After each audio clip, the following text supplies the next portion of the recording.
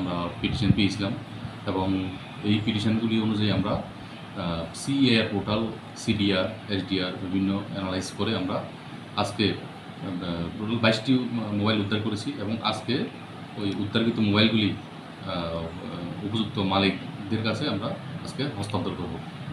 তো এবং আরও কিছু আছে মোবাইল, মিসিং মোবাইল, যেগুলি আমরা এখন আন্ডার ট্রেকিংয়ে আছে এবং আগামী দিনে হয়তো এগুলিও উদ্ধার করে আমরা উপযুক্ত মালিকের কাছে আমরা হ্যান্ড ওভার করবো।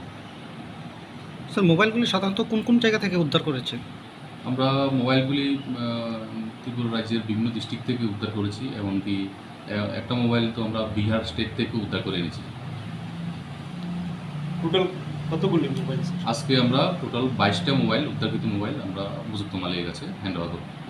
মোবাইল হারিয়ে যাওয়া এবং মোবাইল এই সকল বিষয় নিয়ে যারা ব্যবহার করছেন, যারা মোবাইল হারায়, তারা প্রাথমিকভাবে কী পদক্ষেপ গ্রহণ করবে যখন তার মোবাইল হারিয়ে যায়? তাদের উদ্দেশ্যে কী বলতে চাইবে?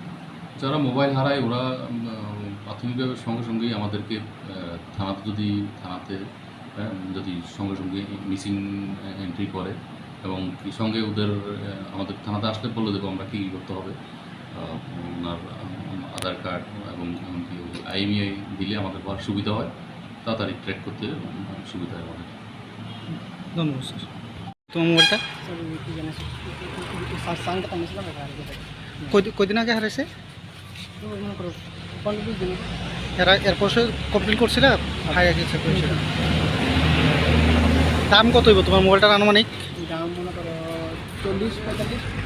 মোবাইলটা ফিরা পাইছো, এই বিষয়ে পুলিশে কি করতে চাইবা? অনেক ধন্যবাদ তাদেরকে আমার মোবাইলটা খুঁজে দেওয়ার জন্য। তোমার নাম? আমার নাম আচ্ছা।